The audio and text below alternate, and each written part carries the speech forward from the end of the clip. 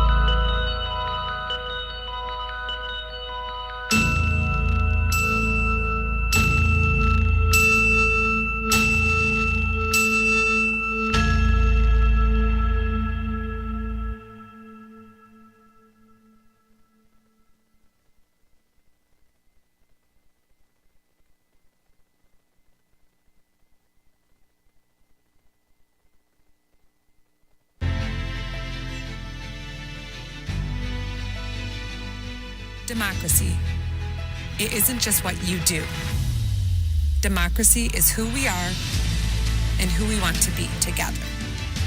Throughout history, Unitarian Universalists have shown up embodying the promise of democracy, justice, freedom, and care, with a moral mandate to build a world where all of us thrive.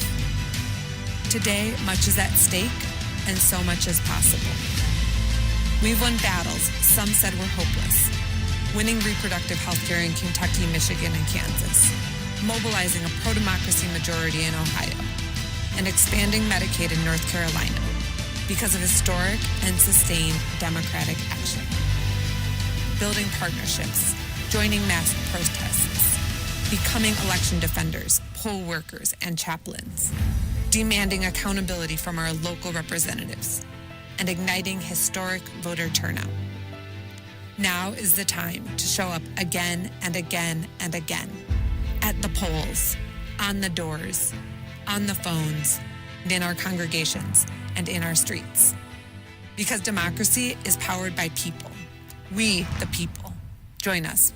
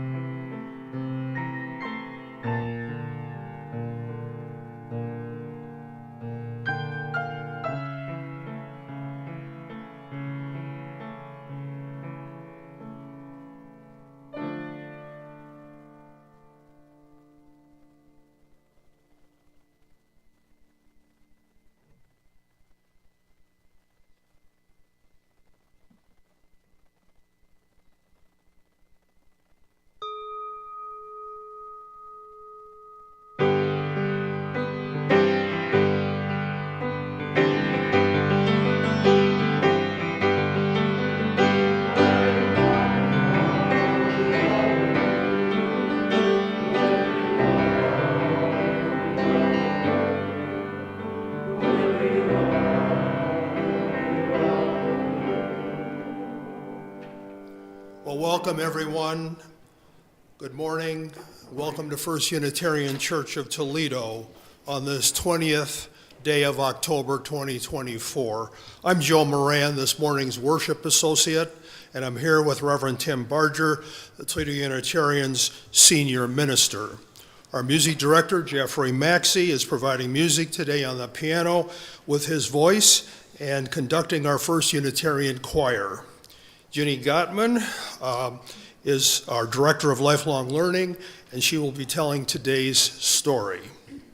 The tech crew is led by our producer-director, Walter McGee, in the back, along with Andy Gottman controlling the cameras, and our commissioned lay leader, David Strickler, the soundboard, and Julia McGee, our acting president of the board, is taking on kind of a general assignment for tech support.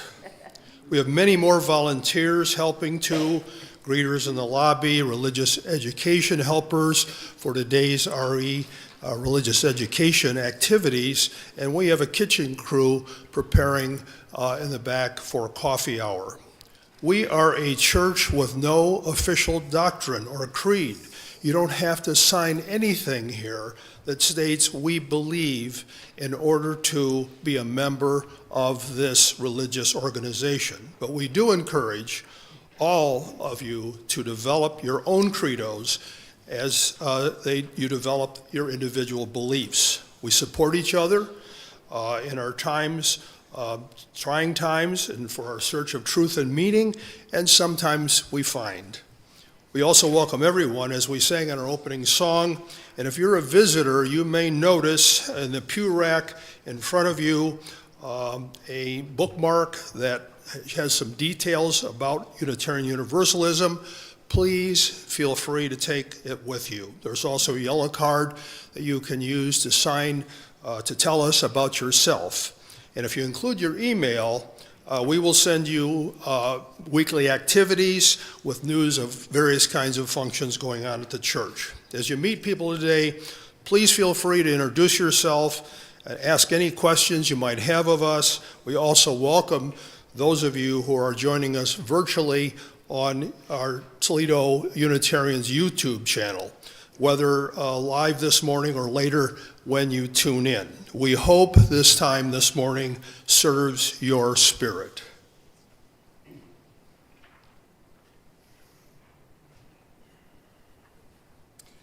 Hi, I'm Reverend Tim, and let me add to Joe's welcome. The first question I was asked today when I arrived at church was if I had been hunting vampires. Let me just say, we do welcome all. But we also limit our nighttime activity here. One way to center ourselves and know we are part of a seemingly endless universe is to have wonder at the directions going from our place. Some, including in Wiccan and other pagan rituals, call the directions, sometimes referred to as the quarters of east, west, north, south. In using directions, others have X, Y, and Z axes. With us are in, out, up, down, front, back, all sides. Directions are inside and all over the cosmos. Inside us and all over the cosmos. Our centering is one of perspective, of turning within, because we don't have the cosmic concentration of any place or people. It is only our own being that makes us feel we might be the focal point of the universe. The flame of the chalice that we light in our services symbolizes courage and illumination and honors our search for truth and meaning. Let's all say the words for chalice lighting together.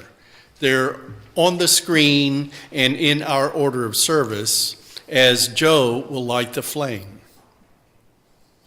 Our chalice has the spirit of Unitarian Universalism. We light it centered in love. May it glow with sacredness and shine for each and for all. And while we're reciting together, Joe will lead us in the covenant of our congregation. This is not a creed, but what we share with general agreement and what we as a religious community work toward.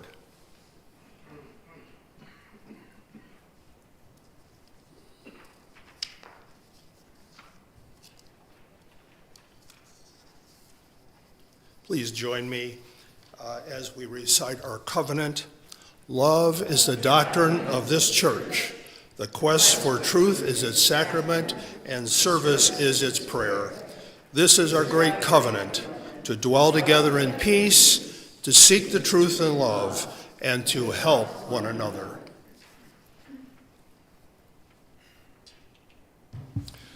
Beyond ourselves in this world that we call attention to and that you might give focus to in meditation, contemplation, or prayer, we all have things on our minds, in our hearts, and with our spirits that are personal and that are social, some bringing concern and maybe even grief, others celebratory and giving joy.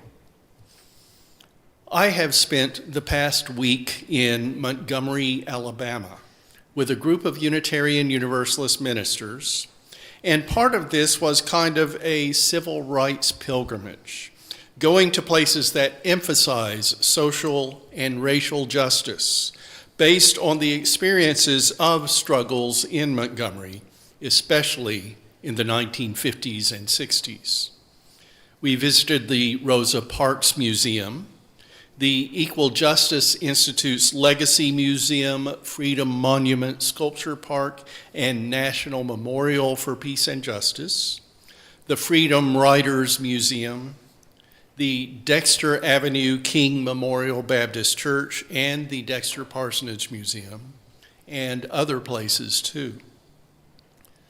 Besides the many aspects and effects of the movement there and all over the nation, we also talked a little bit about history of places, people, and institutions can have an effect on the systems of our congregations and church members. It's good to be home, and I encourage all of us to continue in the struggle for self, for our church, for society, for social and racial justice, and to do so in a covenantal way. There is much unsaid that we might give spiritual attention to when we think beyond ourselves.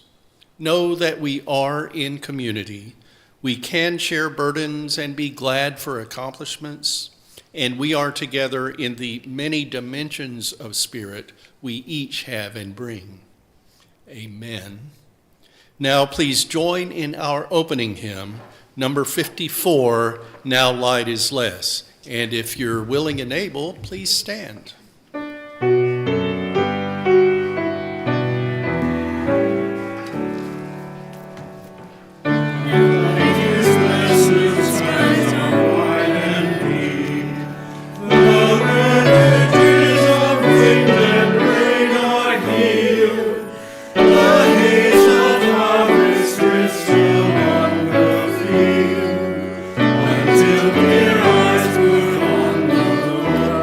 See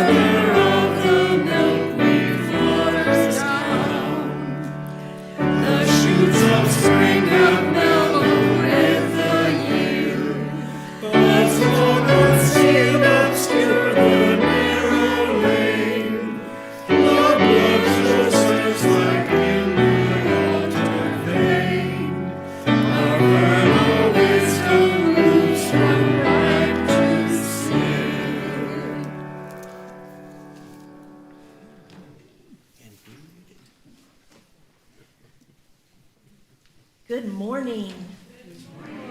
I would like to invite all of my little young friends to come forward if they would like to for today's story. Who knows what we have here? Towns, do you know? What is it? Hold on one second. Okay, hold on one second. Who knows what this is called? The Wonder Box. Everybody say ooh. Ooh. Everybody say ah. Towns, would you like to open up the Wonder Box and tell us what you see? All right. What do you see in there? Some sand. I'm going to sit down next to you, okay? So, can you tell me what holiday is coming up? When you wear a costume, maybe you go to a party at church Saturday at 2 o'clock. Do you know what holiday is coming up? It's Halloween.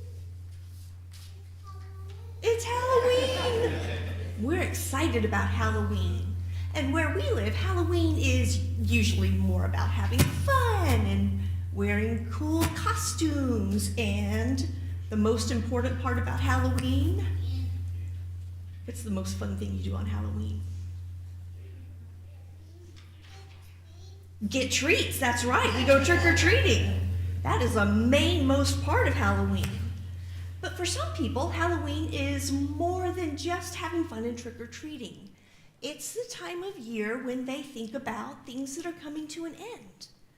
Like the warm days of summer, those are sort of starting to go away. The crops and plants people have growing in their fields, those are kind of coming to an end. And sometimes people use this time of year to think about people and pets that they have known that they have lost. So that is what we're going to do today in our Wonder Box. Towns, we are going to pretend that this bowl is you, okay? I know it's kind of crazy, but we're going to pretend this bowl is you, and maybe we'll call it, it's your brain, or your heart, or your spirit. It's somewhere really important inside of you, okay? What? I know! We're just going to pretend, though. And we are going to take this brain, or heart, or spirit, and fill it with really good memories that you have, okay? What's memories? Can you tell me a time when you did something really fun with one of your grandparents? Can you think of anything like that? Not right offhand. Do you have fun with your grandparents? Yeah. Well, we're going to pretend that this green sand is the memories you have with your grandparents, okay? Can you pour it right in the bowl? Awesome, thank you. What about your mom and dad? Do you have any really good memories from your mom and dad? Yes, of course. We're going to take this yellow sand, and that we're going to pretend this is the memories you have with your mom and dad. So can you pour it right in the bowl? Perfect, thank you. What about your friends? Do you have any really good memories that come from your friends? Yeah. You do? Would you like to tell us about any of those memories with your friends? Yes. What do you think, what do you remember when you have fun with your friends? What do you think about? I don't think about anything. You don't think about anything? Maybe your heart just smiles when you think about your friends? Yeah, maybe. So we're going to pretend this pink sand is your memories that you have with your friends, okay? Can you pour it right into your bowl? Excellent. What about your teachers? Have you ever had a good time with your teachers? Yeah. You have? You've got good memories? We're going to pretend this blue sand is your memories with your teachers. So can you pour it right there in the bowl? Awesome. You know what? I think we should take a finger and stir that around. What do you think? What a finger. Yeah, with your finger, just like that. Make it so pretty. What about your pets? Do you have any pets at your house, or do you know anybody who has pets? I do have a pet like a cat. You have a pet like a cat? Is it a cat? Hi, its name is Batty Badu. Its name is Bally Badu? Batty Batty. Batty, Batty, Badu? That's fun. Do you love your cat? Yeah. Yeah. So we're going to pretend this white sand is your memories with Batty Batty, okay? Batty Badu? I'll work on that later. That one's a hard one. So can you pour these cat memories into your brain right here? Perfect. And what about any memories you might have about nature? Can you think of a time you had fun in nature? Like maybe you walked in the ocean, or you played in the woods, or you got dirt all over your hands because you were planting stuff. Have you ever done anything like that? I do get dirt in my hand because I get hurt on my head. You get dirt on your hands sometimes because you get hurt on your hands? Like maybe sometimes you fall down? Yeah. Yeah. Do you ever have fun when you're outside? Yes. Yes, and the little car in the front. Yes, and the little car in the front? All righty. So can you pretend this purple sand is your good memories of nature and pour it right into this bowl here? All right, you go right ahead.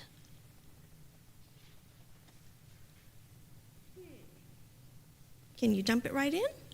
Awesome, thank you. Let's stir it around one more time.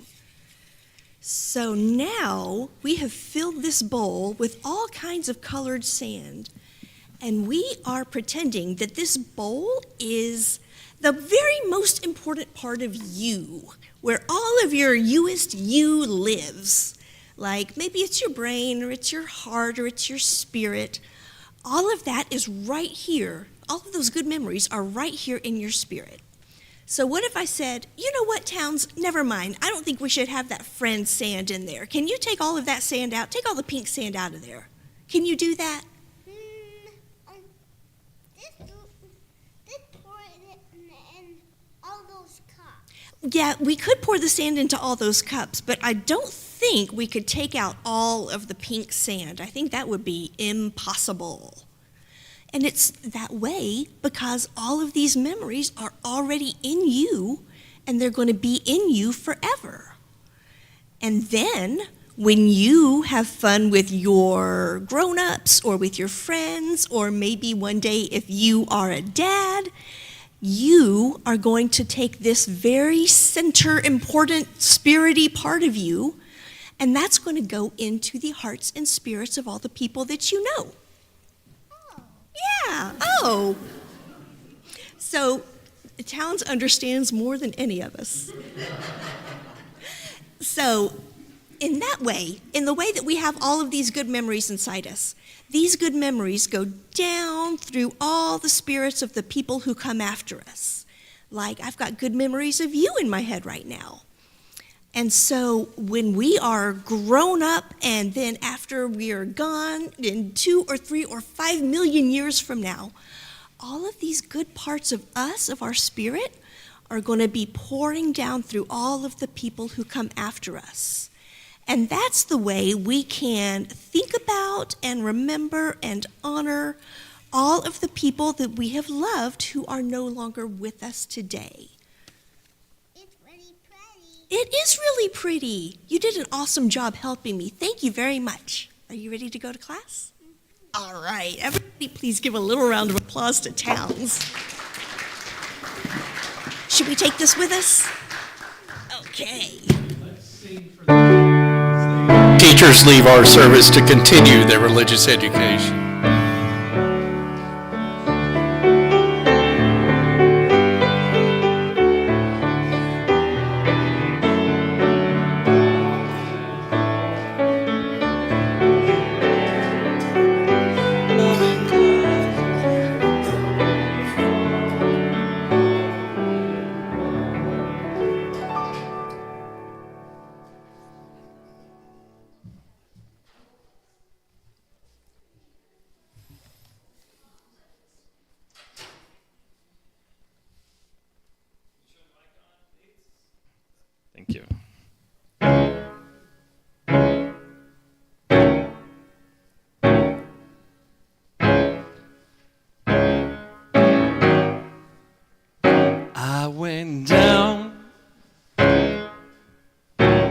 St. James Infirmary.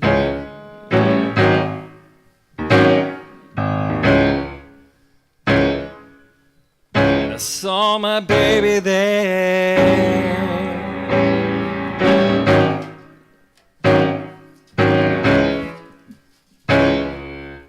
Stretched out on a long white table, yeah. So sweet, so calm and so fair.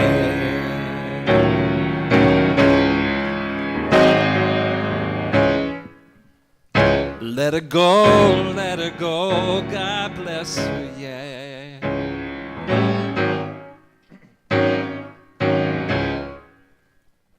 Wherever she may be,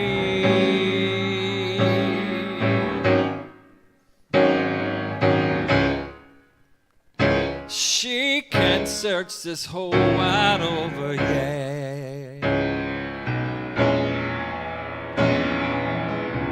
She's never ever gonna find a sharp just piano playing man like me.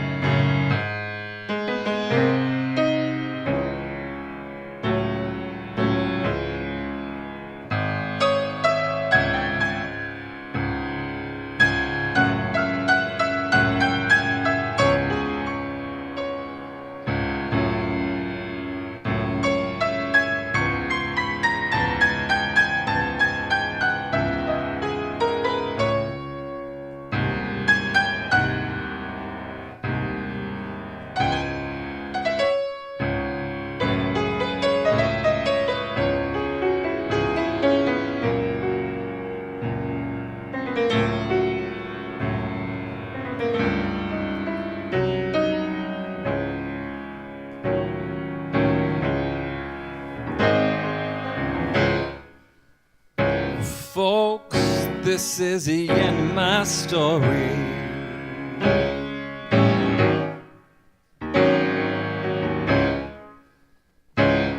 And if anyone should ever ask you,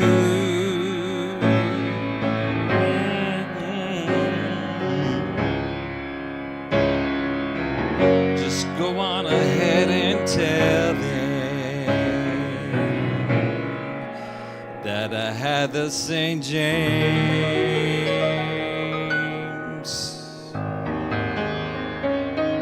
Infirmary Blue.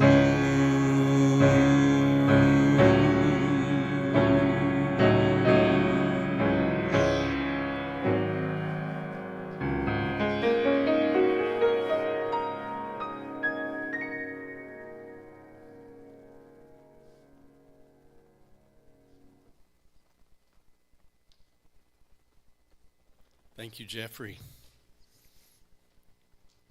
For this second segment of our spiritual practice in the Sunday service, a time of mindful meditation, contemplation, and prayer, I bring 3 prayers from Samhain, Rituals, Recipes, and Lore for Halloween, part of the book series Llewellyn's Sabbath Essentials. After the reading, we'll observe 1 minute of silence and then sing a reflection hymn, which for this week is number 123, Spirit of Life. A prayer to beloved departed elders. Hail matriarchs, hail patriarchs, come here, remember with us Remember yourselves as grandmothers, grandfathers, as mothers, fathers, as uncles, aunts, as sisters, brothers, as daughters, sons. We remember you with stories of warriors, of peacemakers, of healers, of teachers, of farmers, of city builders, of poets, of philosophers, of people we loved. In memories of you dwell living feeling. This is your spark, eternal, an ember cherished, a light passed from one generation to the next.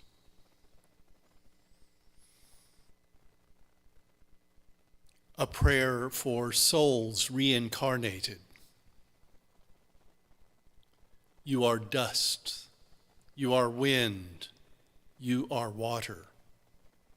You are memory of sons and daughters. You are in the soil as fodder. We may not know what form you take or if you hang amidst the stars.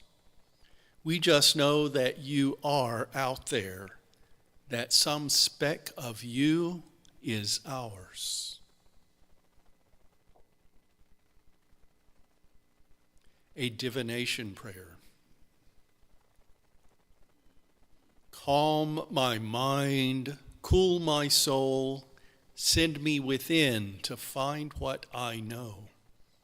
Open my vision, lead my heart, tell me what wisdom to impart. 1 minute of silence.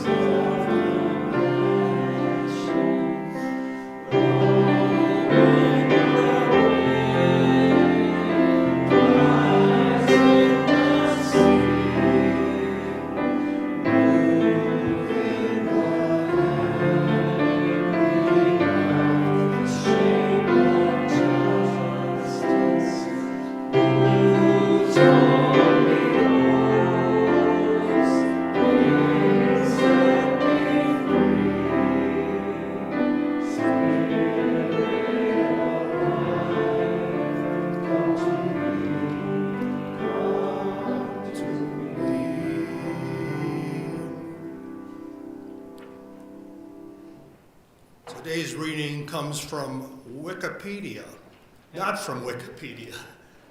From Tim, that's Tim's favorite website source, but from a different website, Wikipedia. And here is some Samhain history with its tie to Halloween. 2,000 years ago, the Celts ruled what is now Britain, Ireland, and northern France.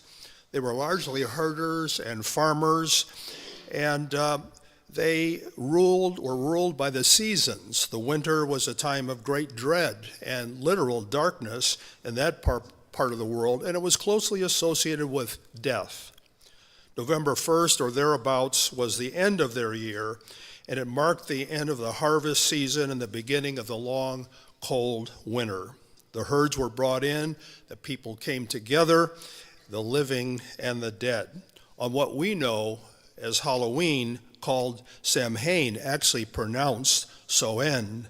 Spirits could easily come across over the realm of the living and the dead. Some spirits were quite welcome. Some were beloved ancestors and heroes, and offerings were prepared for them in their honor. Some helped the priests or druids to perform divination and coming of the season and what sort of weather and misfortunes could be expected. Others, however, were troublesome and needed to be guarded against. The people held grand parties in which whole clans participated. Large bonfires were built, and animals that were weak and not likely to make it through the winter were slaughtered and sacrificed and feasted upon. People danced, they wore costumes, usually consisting of animal skins and heads, and told stories and each other's fortunes. At the end of the celebration, people took a coal from the bonfire, brought it to their hearth fires to protect them for the coming season. Samhain and Halloween.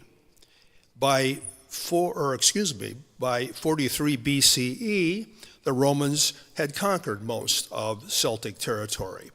As the Romans were wont to do, they blended much of their culture with a culture that already existed in that region. Christianity had spread through much of Europe by 800 CE, when Pope Boniface IV designated November 1st All Saints' Day, perhaps in an effort to replace the pagan festival. Later, All Souls' Day was added on November 2nd, October 31st, Hallows' Eve, through November 2nd, turned into a 3-day festival to honor the dead, which was called Hallow Mass. This was celebrated by lighting bonfires, having parades dressed up as saints, devils, angels. During the Hallow Mass parades, the poor would beg for food and be given cakes in exchange for promise to pray for their dead relatives. Soon, children picked up the same idea.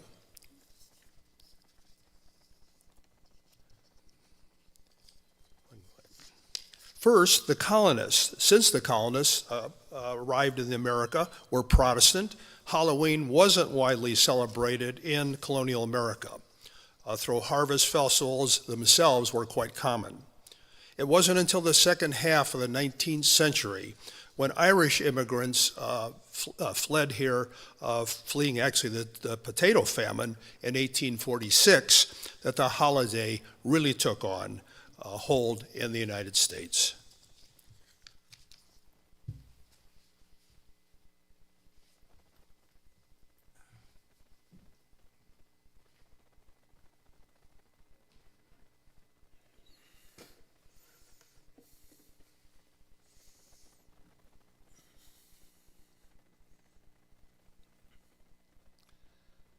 The last day of this month, we'll be engaged in the holiday for children, for pranksters, for those who like to be a bit unusual or edgy, or just costumey and super infused, in celebrating a time of intended safe scariness. The 31st of October is Halloween, which in our country has come to be a mostly secular observance starting the holiday season. And the holidays will continue with different areas of focus through New Year's Day and continuing really through Valentine's Day now. There are religious holidays for those of many faiths also happening throughout this time and before, as the most sacred time in Judaism, Yom Kippur, was 8 days ago this year. Our American holiday season, with secular and some religiously rooted but largely secularized now observances, goes from the last day of October through the middle of February, with little rest between feasts and gifting. Many things to do during the cold weather part of the year. For today's talk, let's get back to the day that begins this holiday procession, Halloween. Halloween has religious roots. It emerged from a spiritual origin, from Samhain, a special day for pagans, including Wiccans. In the calendar used long ago by Celtic people, Samhain is an extra day between the end of one year and the beginning of the next, which is how we got the phrase we sometimes hear, a year and a day. We're told in the book Seasonal Dance, How to Celebrate the Pagan Year by Janice Brock and Veronica McClure.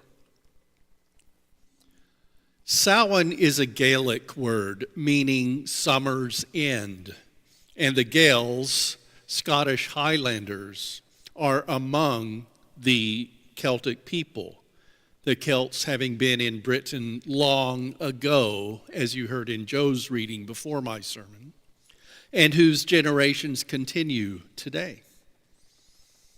The Celtic pagan practices of Samhain are central to what's come to be known as Halloween, the eve of All Hallows Day, or All Saints' Day, as Christians called it, in their adopting and somewhat reshaping the observance. And after that, in some traditions, All Souls' Day on November 2nd, to pray for those descendants those ancestors believed to be in purgatory, between heaven and hell, and hoped to ascend to paradise. Does that mean that those in hell aren't prayed for in that theological approach, as there's no hope? Or might the hellbound also need that to get redeemed at Jesus' second coming? I don't remember. Wicca, by the way, is one group of pagans, as pagan is a descriptive term for people who have a largely earth-based spirituality, but the people can have different beliefs. That's kind of like Unitarian Universalism welcoming many approaches to the sacred. Wicca means wise one in one source I consulted, and another says it comes from an Anglo-Saxon root word meaning to bend or shape, which made me think of wicker, like the bent-shaped furniture.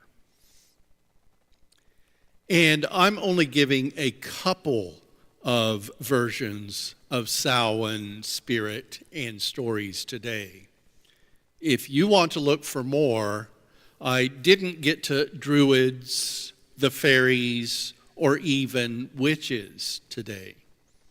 And there's the Mexican Dia de los Muertos, or Day of the Dead, related to ancient Aztec celebrations that became much combined with Christian systems and perhaps seasoned with a little bit of Santeria. Samhain, Halloween, has lots of lore. In the spirit aspect that I bring up for Samhain spirit, the non-Christian, pre-Halloween European pagan beliefs and myth encompassed Samhain is, according to Scott Cunningham in his book Wicca, A Guide for the Solitary Practitioner, when the Wicca say farewell to the god, this is a temporary farewell, Cunningham writes. He isn't wrapped in eternal darkness, but readies to be reborn of the goddess at Yule, which is the winter solstice, and the point at which the night is longest, and from Yule, the days begin to have more light for 6 months until summer solstice. The spiritual aspect, Cunningham writes, is because Samhain is a time of reflection, of looking back over the year, over the last year, of coming to terms with the one phenomenon of life over which we have no control: death. The Wicca feel that on this night, the separation between the physical and spiritual realities is thin. Wiccans remember their ancestors and all those who have gone before. I wonder if today we who aren't pagan have enough reflection on the connections between and separation of life and death, of remembering our ancestors and all who have preceded us on earth. Cunningham also states, surely there are mysteries buried here. Why is the God the son and then the lover of the goddess? This isn't incest, he points out. This is symbolism. In this agricultural story, one of many Wiccan myths, the ever-changing fertility of the earth is represented by the goddess and the god.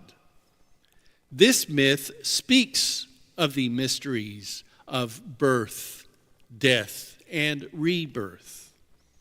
It celebrates the wondrous aspects and beautiful effects of love and honors women who perpetuate our species.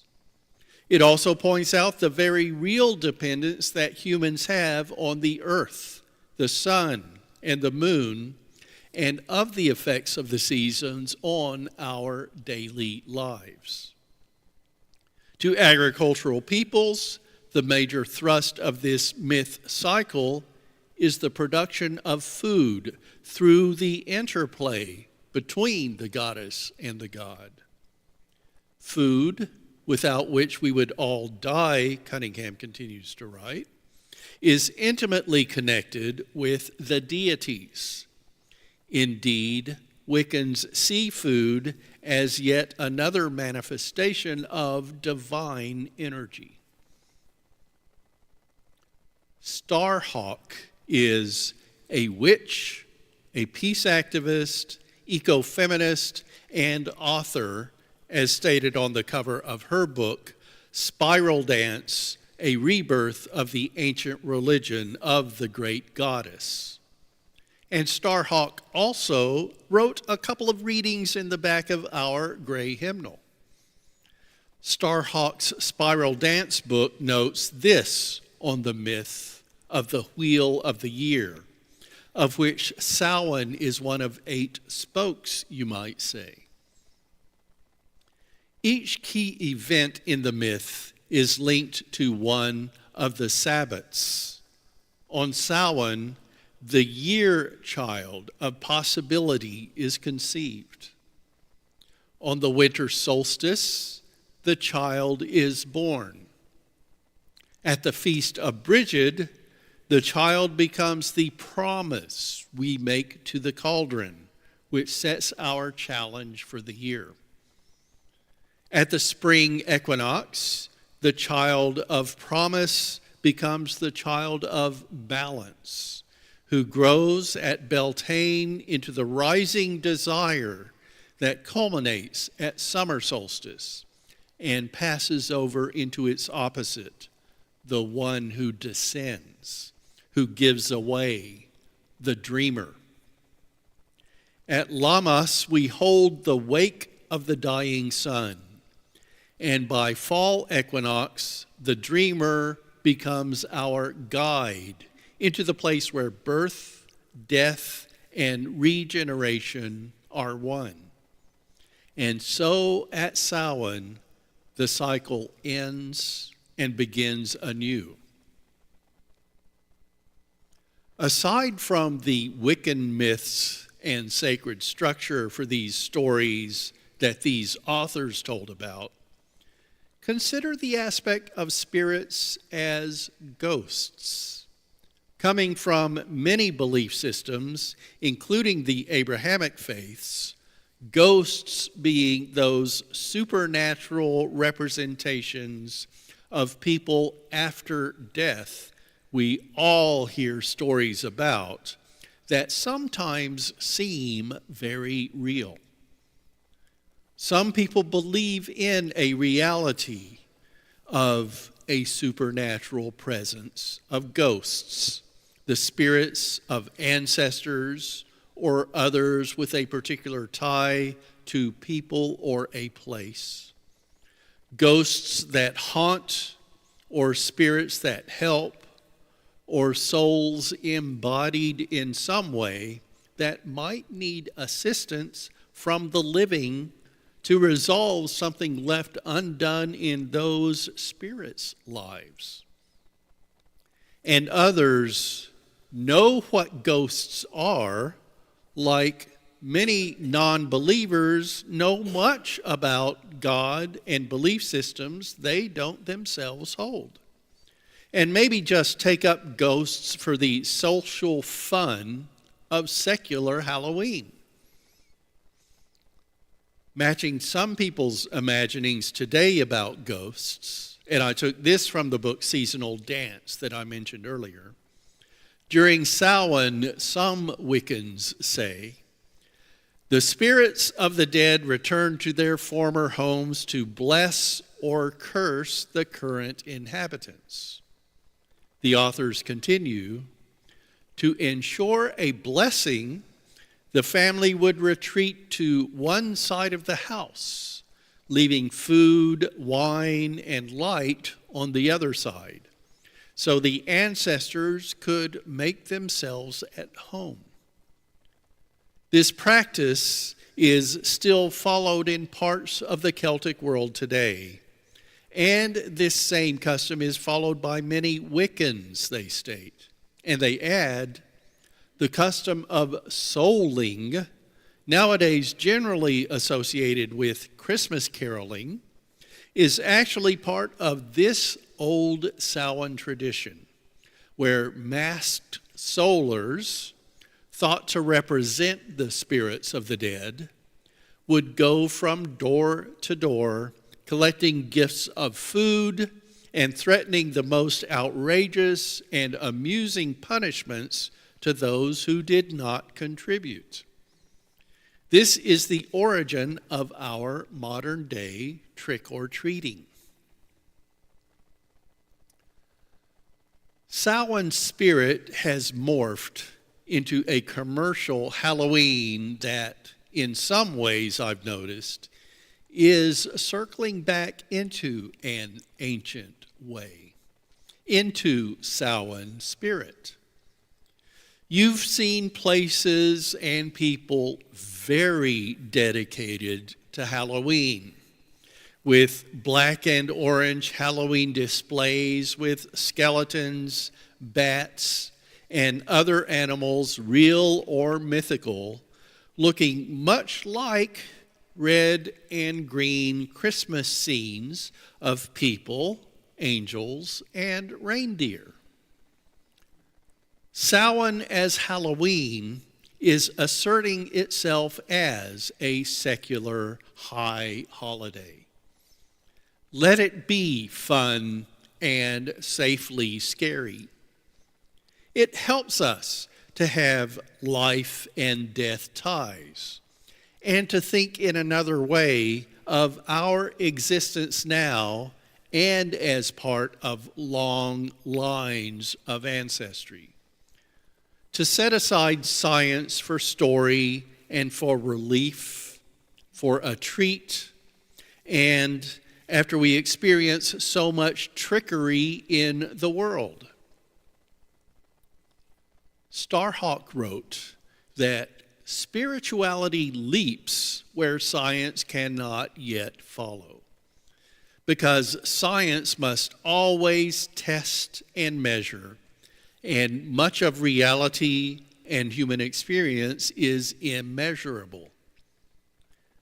There is much that we don't know about life, human, and of everything in the universe, how that works. Science will reach the point of explaining more than we know today. But pagan stories will also contribute, from legend, from direct experience, and from human imagination. May this year's be a good Halloween, a sacred Samhain for you and yours. So be it.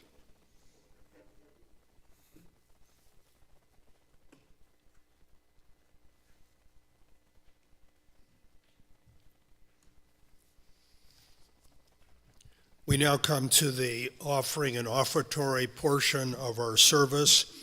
We are largely a self-sustaining church that relies on the support of our members and friends to keep these doors open, lights on, and in support of liberal religion and the important work that is done both inside and outside these walls. No contributions are too small, and we appreciate deeply all those who contribute and for all they contribute. We will show on the screen here some opportunities to give to First Unitarian. You can certainly go through Venmo. You can take a picture of that code. You can go to utoledo.org, click Give, and then online giving, and scan that code there. You can also reach us through First Unitarian Church, 3205 Glendale Avenue, Toledo 43614, our address here at the church. There are other ways that you can give too. There's a basket, I believe a wicker basket that can be passed around. I'm not sure where that is at this point. And there's also, as Terry is going to be passing it around. Thank you, Terry. And as you leave the sanctuary to your left outside the doors, there is also a basket where you can give contributions. Again, all contributions are greatly appreciated, and we thank you so much.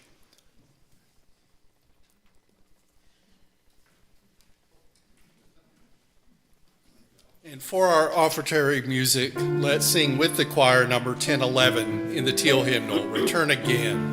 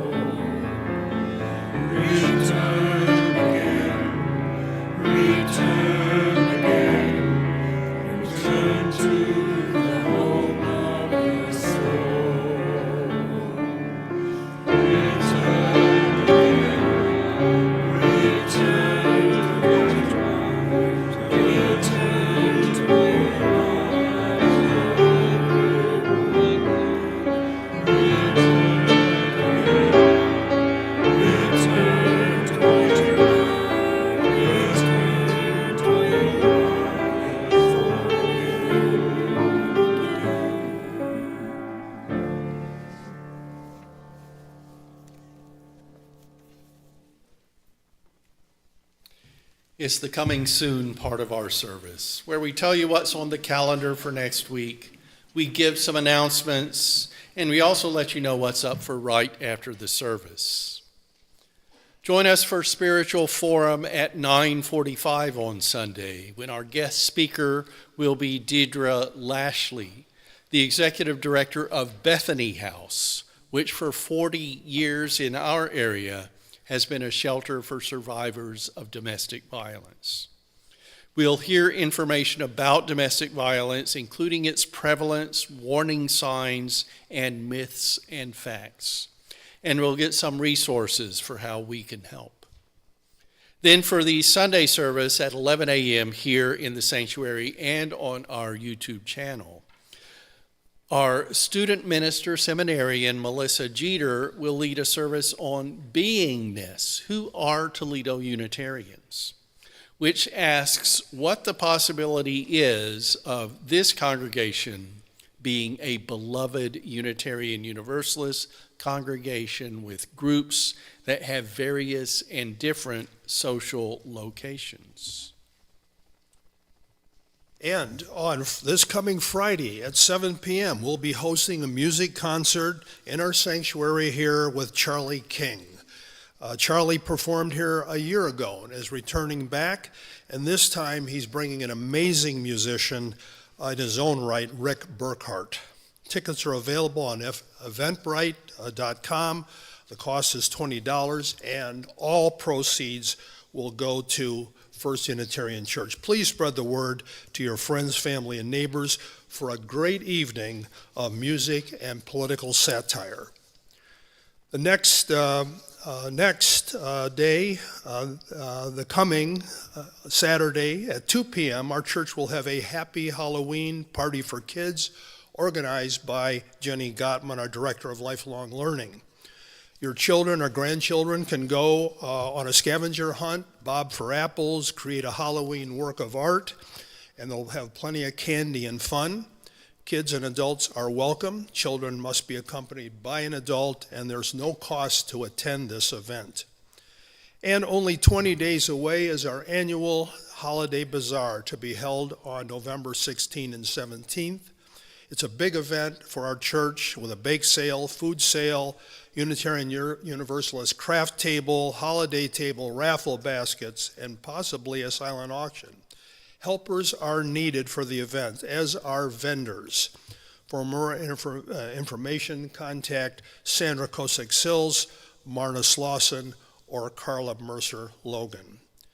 The final coming soon entry I have is for me to repeat the invitation to join us in Fellowship Hall after the service for coffee, conversation, and a social time. Thanks to our kitchen crew headed by Carla Logan Mercer and her band of kitchen volunteers we thank them for making this social hour so special here at our church. And we ask you to please help to clean up and straighten up when the time ends at 1 o'clock. Let's have one more observance of spiritual practice. We have gone beyond ourselves with a pastoral time of what's on our minds, in our hearts, and with our spirits, and turned within for meditation, contemplation, and prayer. Now, recognizing the Buddhist thread in our congregation, we will share a time of metta, having for and sending to all beings love, kindness, and compassion. As the words come on the screen, please look at them, and then we will say the words together. After that, as we prepare to extinguish the chalice, repeat to yourself the metta words once more. Our metta spiritual practice. May we, and may all beings be well, be happy, be peaceful, be safe, awaken to the light of our true nature, and be free.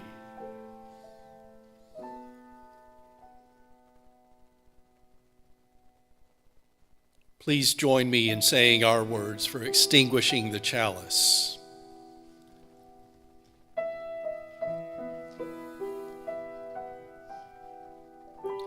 We send the flame from our Unitarian Universalist chalice with the love on which we center everything to fire up the world, spreading equity, generosity, interdependence, justice, pluralism, and transformation. Go in peace, holding, knowing, and centering love in your lives, and sharing love in your actions.